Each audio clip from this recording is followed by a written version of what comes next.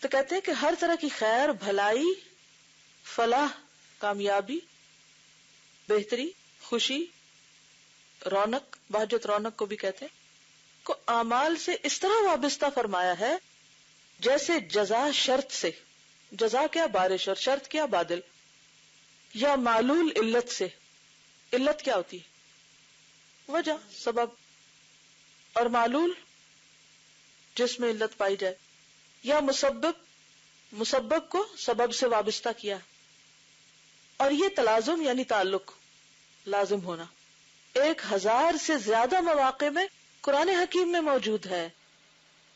Jail میں رہے تھے نا ابن القیم، اور بہت زیادہ قرآن پڑھا تھا، بہت غور و فکر کیا تھا، تو یہ صرف یہ بات وہی کہہ سکتا ہے جس نے اتنا غور و فکر کیا ہو قرآن میں. اچھا ہم پڑھتے بھی ہیں تو یا صرف ثواب کے لیے تلاوت کر لیتے ہیں یا پھر لیسن رٹ لیتے ہیں، ہم یہ نہیں غور کرتے کہ اچھا اس میں کیا کیا باتیں آئی، کس کس انداز میں کیا بات کہی گئی ہے. یہ صرف وہی کرتے ہیں جن کو ذرا دلچسپی ہوتی ہے قرآن سے، اور وہ اسے بوجھ سمجھ کے نہیں پڑھتے. اینی ویز وہ کہتے ہیں کہ یہ تلازم کس کو کہتے ہیں؟ لازم و ملزوم ہونا، یعنی ایک ہو تو دوسرا بھی ہوگا، یا دوسرا ہونے کے لیے پہلے کا ہونا ضروری ہے. یہ تلازم 1000 سے زیادہ مواقع میں قرآن حکیم میں موجود ہے. اللہ تعالیٰ اپنے کسی تکوینی حکم یا تشریعی حکم کو، یہ کونی اور شرعی ہے، سب کو پتا نا، سب تفسیر میں بار بار یہ سنتے رہتے ہیں. تکوینی حکم یا تشریعی حکم کو کسی ایسے مناسب وصف پر مترتب فرماتا ہے جو مسبب اور سبب اور معلول اور علت کا صاف صاف ثبوت پیش کرتا ہے. مثلا اللہ تعالیٰ ارشاد فرماتا ہے فَلَمَّا عَتَوْا عَمَّا نُهُوا عَنْهُ قُلْنَا لَهُمْ كُونُوا قِرَدَةً خَاسِئِينَ، سورۃ الاعراف آیت 166. پھر جس کام سے انہیں منع کیا تھا جب اس میں حد سے بڑھ گئے، عتو کا مطلب ہوتا نا سرکشی کی، حد سے بڑھ گئے جس سے انہیں منع کیا گیا تھا، عَمَّا نُهُوا، تو ہم نے ان کو حکم دیا تم ذلیل و خوار بندر بن جاؤ. تو اس میں شرط کیا ہے؟ سرکشی. اور پھر جزا کیا ہے؟ قردۃ خاسئین. تو انہیں بندر کیوں بنا دیا گیا؟ ان پہ مصیبت کیوں آئی؟ ان کی سرکشی کی وجہ سے. اچھا اس سے کوئی بات سمجھائیے مجھے. اور مثلا آج کل ہمارے ملک کے حالات بڑے خراب ہیں، کیوں؟ پوری دنیا کی سازشیں ہیں جی؟ نہیں، انہوں نے ہمارے لوگوں کو بھی خرید لیا ہے. جی ہمیں جن چیزوں سے اللہ تعالیٰ نے قرآن میں حکم دیا کہ ہم ان سے رکیں، ہم وہ سب کچھ کر رہے ہوتے ہیں، لیکن ہم اپنے آپ کو نہیں چیک کرتے، ہم دوسروں پہ بلیم کرتے ہیں کہ یہ بالکل درست فرمایا آپ نے. فلما عتوا، کس قوم کی بات ہو رہی یہاں؟ بنی اسرائیل کی. وہ اس وقت کی کیا تھی؟ امت مسلمہ. فلما عتوا، انہوں نے بھی اللہ کی رج کے نافرمانیاں کی تھی اور سرکشیاں کی تھی، حد سے بڑھ گئے تھے. جی جو حد سے بڑھنا ہوتا ہے نا ہر چیز میں، آج کل آپ دیکھیں کہ ہمارے ہاں جتنی بھی برائیاں ہیں نا اس میں لوگ حد سے بڑھے ہوئے، فضول خرچی ہو، اسراف ہو، دکھاوا ہو، یعنی کسی بھی برائی کا آپ ذکر کریں تو فلما عتوا عما نہوا، جس چیز سے اللہ نے روک دیا ہمارا فرض کیا ہے اس سے رک جائیں. لیکن جو شخص اس حد پہ نہ رکے اور اس سے آگے جائے تو پھر کیا ہوتا ہے؟ جزا اس کو کیا ملتی؟ کوئی بھی مصیبت آ سکتی، جیسے انہیں قردۃ خاسئین بنا دیا گیا. انہیں کس چیز سے روکا گیا تھا؟ مچھلیاں پکڑنے سے. سورۃ الزخرف آیت 55 ہے فلما آسفونا انتقمنا منہم، پھر جب ان لوگوں نے ہمیں غصہ دلایا تو ہم نے ان سے بدلہ لیا. اللہ تعالیٰ کو کن باتوں پہ غصہ آتا ہے؟ شرک پہ، اس کی نافرمانی کے کاموں سے. تو جب ایک بندہ نافرمانی کرتا ہے، غلط کام کرتا ہے، حرام کام کرتا ہے، اسے روکا جاتا ہے، پھر وہ باز نہیں آتا، پھر کرتا ہے، کیونکہ یہ اللہ تعالیٰ کی بڑی رحمت ہوتی ہے کہ ایک دفعہ غلطی کرنے سے بھی نہیں پکڑتا. وہ بار بار بندے کو مہلت دیتا جاتا ہے. پھر بندہ جب نہیں باز آتا تو پھر ایک وقت میں اس کا راز کھل جاتا ہے، شامت آ جاتی ہے. فلما آسفونا، لما کیا ہے؟ حرف شرط ہے. فلما آسفونا انتقمنا منہم، پھر فرمایا والسارق والسارقۃ فاقطعوا ایدیہما وائے جزاء بما کسبا، سورۃ المائدہ 38۔ اور مرد چوری کرے اور عورت چوری کرے تو اس کے کرتوت کے بدلے میں دونوں کے ہاتھ کاٹ ڈالو۔ ان المسلمین والمسلمات والذاکرین اللہ کثیرا والذاکرات اعد اللہ لهم مغفرۃ واجرا عظیما، سورۃ الاحزاب 35۔ بے شک مسلمان مرد اور مسلمان عورتیں، اور اس میں بہت ساری اور صفات کا ذکر ہے، یہاں تک کہ کثرت سے اللہ کو یاد کرنے والے مرد اور کثرت سے یاد کرنے والی عورتیں، ان کے لیے بدلے میں اللہ تعالیٰ نے گناہوں کی معافی اور بڑے بڑے اجر تیار کر رکھے ہیں، بڑے بڑے اجر تیار کر رکھے ہیں۔ وہ کیوں بڑے اجر تیار کر رکھے ہیں؟ کیا کرتے ہیں وہ؟ یہ ساری صفات ان کے اندر ہے۔ تو جزا اور شرط کا تعلق سمجھ میں آ گیا نا آپ کو؟ یعنی تم اچھے کام کرو تو تم کو اوفوا بعہدی اوفی بعہدکم فاذکرونی اذکرکم۔ اس قسم کی آیتیں قرآن حکیم میں بکثرت موجود ہیں۔ کہیں اللہ تعالیٰ نے اس قسم کے حکم کو صیغہ شرط و جزا سے مربوط و مرتب فرمایا ہے، ان تتقوا اللہ یجعل لکم فرقانا ویکفر عنکم سیئاتکم ویغفر لکم ذنوبکم۔ مسلمانوں، اگر تم اللہ سے ڈرتے رہو گے تو وہ تمہارے لیے ایک امتیاز پیدا کر دے گا، فرقان، اور تمہارے گناہ تم سے دور کر دے گا اور تم کو بخش دے گا۔ تو یہ فرقان اور تکفیر سیئات اور گناہوں کی بخشش یہ کب ہوتی ہے؟ جب انسان کے اندر تقوی پیدا ہوتا ہے۔ یہ تقوی کی برکات ہے۔ تو جب کوئی مشکل آئے تو کیا کرنا چاہیے؟ تقوی کرنا چاہیے اللہ کا۔ تو اللہ تعالیٰ انسان کو راہ بھی دکھا دے گا کہ اس کو کیا کرنا چاہیے، کدھر کو جانا چاہیے، گناہ بھی بخشے جائیں گے۔ پھر ہے وَأَن لَوِ اسْتَقَامُوا عَلَى الطَّرِيقَةِ لَأَسْقَيْنَاهُمْ مَاءً غَدَقًا، سورۃ الجن آیت 16۔ اور اگر یہ لوگ سیدھے رستے پر قائم رہتے تو ہم ان کو پانی کی ریل پیل سے سیراب کر دیتے، یعنی دنیا میں بھی خوب بارشیں ہوتی۔ کب؟ اگر یہ سیدھے رستے پہ قائم رہتے۔ تو اس سے کیا پتہ چلتا ہے کہ انسان جب سیدھے رستے پہ قائم ہوتا ہے تو آخرت کے علاوہ دنیا میں بھی اس کو فراوانی ملتی ہے نعمتوں کی۔ پھر ہے فَإِن تَابُوا وَأَقَامُوا الصَّلَاةَ وَآتُوا الزَّكَاةَ فَإِخْوَانُكُمْ فِي الدِّينِ، سورۃ ہود آیت 11۔ اگر یہ توبہ کر لیں اور نماز پڑھیں اور زکوٰۃ دیں تو یہ تمہارے دینی بھائی ہیں۔ یعنی یہ صفات انسان کے اندر ہوں تو اخوت جنم لیتی ہے، جب بھائی چارہ پیدا ہوتا ہے مختلف گروہوں کے درمیان۔ تو آپس کے اختلاف اور نفرتیں، ان کی بنیادی وجہ کیا ہے؟ اللہ کے احکامات سے دوری۔ اس قسم کی آیتیں بھی قرآن حکیم میں بکثرت موجود ہیں، جبکہ اللہ تعالیٰ کبھی لام تعلیل کے ساتھ اس قسم کے حکم کو نتیجہ اور معلول قرار دیتا ہے۔ لام کی بھی کئی قسمیں ہوتی ہیں نا، تو لام تعلیل کا مطلب علت سے ہے۔ لِيَدَّبَّرُوا آیَاتِهِ وَلِيَتَذَكَّرَ أُولُو الْأَلْبَابِ، سورۃ صاد آیت 29۔ تاکہ لوگ اس کی آیتوں پر غور کریں اور عقل مند لوگ اس سے نصیحت پکڑیں۔ تو یہاں لام کیا ہے؟ لام تعلیل۔ اس سے پہلے آیت کا حصہ کیا ہے؟ کتاب انزلناہ الیک مبارک، یہ کتاب جو ہم نے آپ کی طرف نازل کی ہے بابرکت ہے۔ کیوں نازل کی ہے؟ تاکہ لوگ کیا کریں؟ غور و فکر کریں۔ تو پھر کیا ہوگا؟ نصیحت ملے گی اور واقعی برکت حاصل ہوگی۔ اور مثلا لتکونوا شہداء علی الناس ویکون الرسول علیکم شہیدا، سورۃ البقرہ 143۔ تاکہ لوگوں کے مقابلے میں تم گواہ بنو اور رسول تم پر گواہ بنے۔ تو یہ لام تعلیل کی مثال ہے۔ اور کبھی حرف کئی لا سے، جو تعلیل کے لیے آتا ہے، یعنی علت کے لیے، وجہ بیان کرنے کے لیے، حکم کی ترتیب کا اظہار فرماتا ہے۔ مثلا کئی لا یکون دولۃ بین الاغنیاء منکم، یہ حکم اس لیے دیا گیا کہ جو لوگ تم میں مالدار ہیں یہ مال انہی میں دائم نہ رہے، اس لیے زکوٰۃ کا حکم دیا گیا۔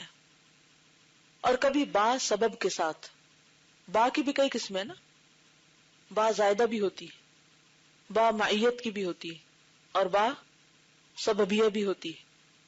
مثلا ذالک بما قدمت ایدیکم، سورۃ آل عمران 182، اور یہ تمہارے ہاتھوں نے جو پہلے کیا اس کا نتیجہ ہے۔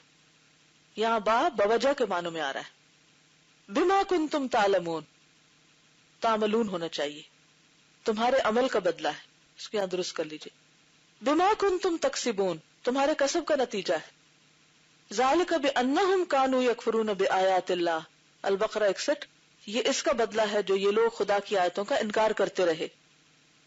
اور کبھی صریح یا محذوف مفعول کے ذریعے علت اور معلول کو واضح فرماتا ہے. کیا کہا آپ بتائیے؟ کبھی جی بعض اوقات کلام کے اندر کچھ لفظ محذوف ہوتے ہیں، یعنی وہ نظر نہیں آ رہے ہوتے لیکن معنی ان کا وہاں موجود ہوتا ہے. تفسیر کے دوران کہیں کہیں میں ذکر کرتی ہوں کہ یہاں فلاں چیز حذف ہے، یہ محذوف ہے. تو مفعول اگر محذوف ہو تو اس کے ذریعے بھی، اور کبھی ظاہر ہو تو بھی علت و معلول کی وضاحت ہوتی ہے. فَرَجُلٌ وَامْرَأَتَانِ مِمَّنْ تَرْضَوْنَ مِنَ الشُّهَدَاءِ أَن تَضِلَّ إِحْدَاهُمَا فَتُذَكِّرَ إِحْدَاهُمَا الْأُخْرَى. تو ایک مرد اور دو عورتیں جو تمہیں پسندیدہ ہوں ان کو گواہ بنا لو، تاکہ اگر کوئی ایک بھول جائے تو دوسرا اسے یاد دلا دے. یعنی ایک مرد اور دو عورتیں کیوں، اس کی علت کیا ہے؟ ہاں، ان تقولوا یوم القیامت انا کنا عن هذا غافلین، سورۃ الاعراف 172. قیامت کے دن تم یہ کہو گے کہ بے شک ہم اس چیز سے غافل تھے.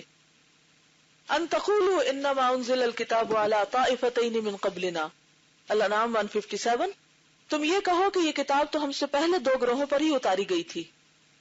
یعنی کراہتن ان تقولوا، یعنی کہیں ایسا نہ ہو کہ تم قیامت کے دن کہو کہ ہم سے پہلے لوگوں کو تو کتاب ملی، ہمیں تو کوئی کتاب ہی نہیں ملی تھی. اور کبھی اللہ تعالیٰ فا سببیہ کے ساتھ حکم کو ماقبل کا نتیجہ قرار دیتا ہے.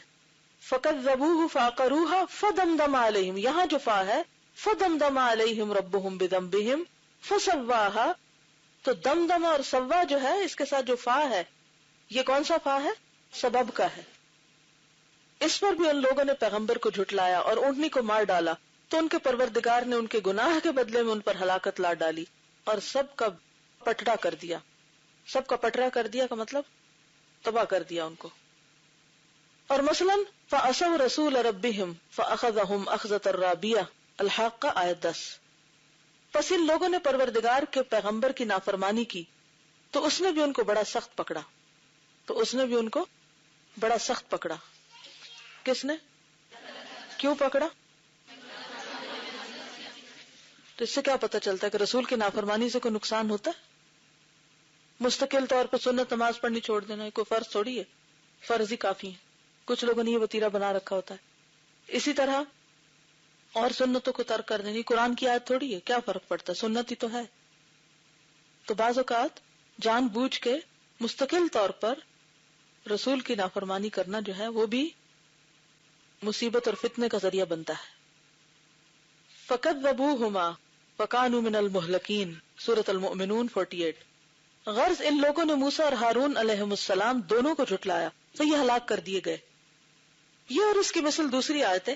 کبھی حرف لما سے جو شرط و جزا پر دلالت کرتا ہے، مثلا فَلَمَّا آسَفُونَا انتَقَمْنَا مِنْهُمْ، پھر جب ان لوگوں نے ہمیں غصہ دلایا تو ہم نے ان سے بدلہ لیا. اور کبھی حرف انا کے ساتھ، انہم کانوا یسارعون فی الخیرات، یہ اس لیے کہ یہ لوگ نیک کاموں میں جلدی کیا کرتے تھے. انہم کانوا قوم سوء فاغرقناہم اجمعین، الانبیاء 77. یہ نافرمان بڑے بڑے لوگ تھے، ہم نے ان سب کو غرق کر دیا. یعنی غرق کرنے کی وجہ کیا تھی؟ ان کی نافرمانی. اور کبھی حرف لولا کے ساتھ جو اپنے ماقبل کو، ماقبل کا کیا معنی ہوتا ہے؟ پہلے والے کو اپنے ماں بعد سے مربوط کرتا ہے. یہ حکم ظاہر فرماتا ہے فلولا انہ کان من المسبحین للبث فی بطنہ الی یوم یبعثون، سورۃ الصافات. تو اگر یونس خدا کی تسبیح و تقدیس کرنے والوں میں نہ ہوتے، کون؟ یونس علیہ السلام تسبیح نہ کرتے تو اس دن تک کہ لوگ اٹھا کھڑے کیے جائیں گے مچھلی کے پیٹ میں رہتے. اس سے کیا بات پتہ چلتی ہے کہ تسبیح پڑھنے سے کیا ہوا؟ ان کی مصیبت دور ہوئی. اور اللہ تعالیٰ خود فرما رہے اگر تسبیح نہ پڑھتے، یہ دعا نہ کرتے تو یہ وہیں پڑے رہتے. اب اگر وہ کہیں کہ اللہ اگر تو نے مچھلی کے پیٹ میں جانے میری قسمت میں رکھا تو میں پڑا ہوں، اب میں کیا کر سکتا ہوں.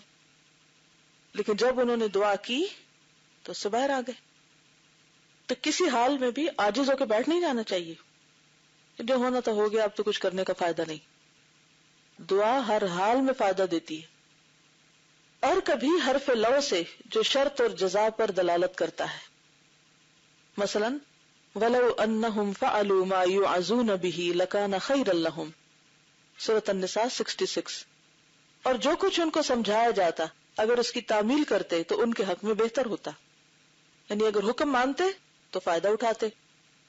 حاصل کلام یہ کہ قرآن حکیم اول سے آخر تک خیر و شر اور احکام تکوینی اور اوامر تشریع کا ربط اسباب پر بصراحت فرماتا ہے. یعنی کوئی بھی چیز ہوتی ہے اس کے پیچھے کوئی نہ کوئی سبب ہوتا ہے. ہر ایکشن کے ساتھ ایک ری ایکشن ہوتا ہے. بلکہ دنیا اور آخرت کے تمام احکام میں اس لیے اس کو دہرا رہی ہوں کہ تمام احکام پر غور کیجئے کہ جو کچھ ہو رہا ہے کونی ہے یا شرعی. لوگوں پر ذاتی مشکلات آ رہی ہیں یا قومی سطح پر مشکلات آ رہی ہیں؟ دنیا کی مشکلات ہیں یا آخرت کی مشکلات؟ اسی طرح تشریعی احکامات میں بھی بہت سے احکامات کے پیچھے ایک حکمت ہے، سبب ہے، علت ہے. سفر میں نماز قصر کرنے کی ایک علت ہے. تو جتنی بھی احکامات ہیں کونی ہے یا شرعی ہیں وہ اسباب کے ساتھ مربوط ہیں. یہ اسباب پر اتنی زیادہ بحث کیوں کر رہے ہیں؟ یہ کیونکہ کل ہم نے شروع کیا تھا نا کہ دعا بھی اسباب میں سے ایک سبب ہے اور تقدیر کس کے ساتھ بندھی ہوئی ہے؟ اسباب کے ساتھ. بلکہ دنیا اور آخرت کے تمام احکام و اوامر اور مصالح اور مفاسد کو اسباب و اعمال ہی پر مرتب فرماتا ہے. جو شخص اس مسئلے پر پوری عقل مندی اور تفقع سے کام لے گا، تفقع کیا ہوتا ہے؟ سمجھ بوجھ سے، اور اس پر کامل طور پر غور و تأمل کرے گا. تأمل کیا ہوتا ہے؟ غور و فکر. یعنی اسے انتہا درجے کا نفع پہنچے گا اس قدر کہ اس کا اندازہ لگانا دشوار ہے. یعنی اتنے فائدے ہوں گے اس کے. اور غور و فکر کا یہ طریقہ. ایک روز کسی نے مجھ سے سوال کیا کہ میں قرآن میں بار بار پڑھتی ہوں غور و فکر کریں، غور و فکر کریں، تو مجھے سمجھ نہیں آتی میں غور و فکر کیسے کروں. یہ ہے نقطہ غور و فکر کرنے کا کہ کوئی بھی چیز جب ہوتی ہے تو اس کے سبب پر غور کیا جائے کہ اس کے پیچھے وجہ کیا ہے.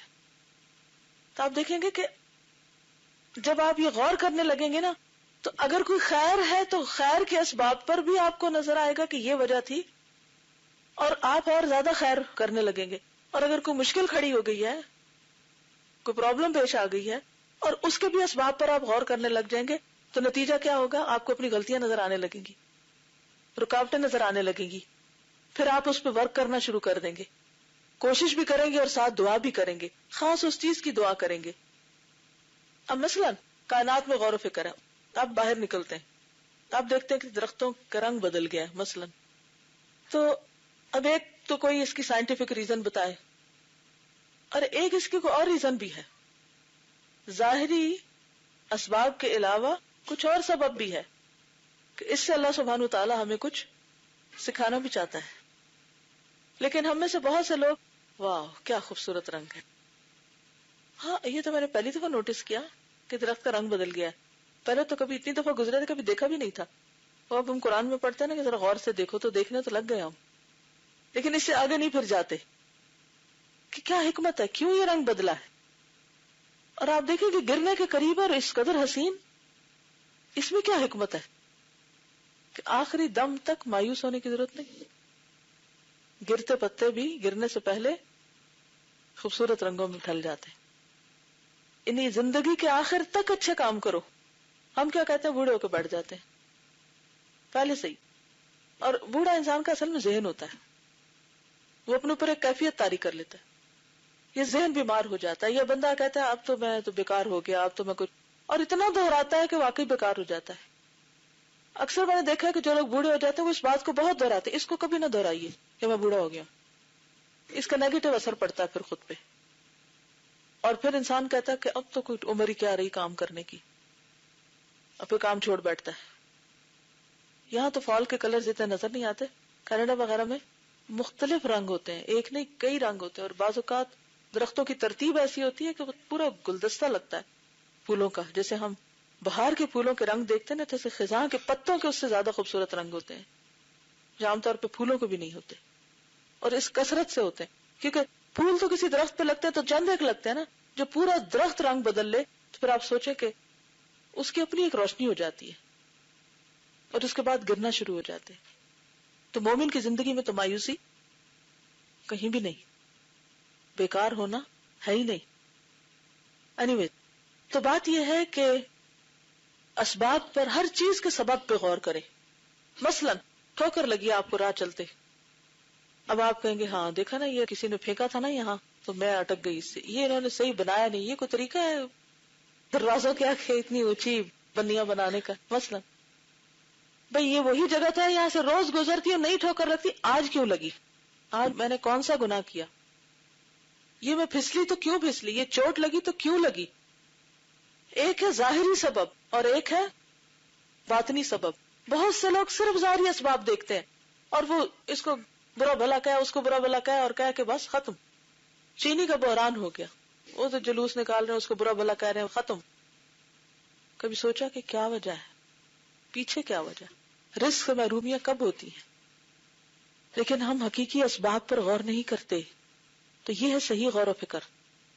اب یہ جو جملہ نے اس کو انڈر لائن کر لیجیے کہ خیر و شر، احکام تکوینی، امر تشریعی، دنیا اور آخرت کے تمام احکام، اوامر، مصالح، مفاسد، ان سب چیزوں کے پیچھے کیا ہے؟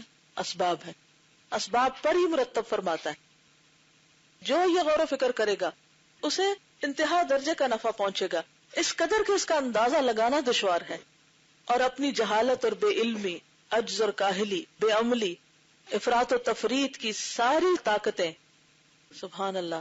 افراط و تفریط کیا ہوتا ہے؟ حد سے بڑھنا، یا تو حد سے کمی کرنا یا حد سے بڑھ جانا، کی وجہ سے ساری طاقتیں ضائع کرنے اور قوت عمل برباد کرنے کے لیے صرف اس تقدیر پر کبھی تکیہ اور بھروسہ نہیں کرے گا.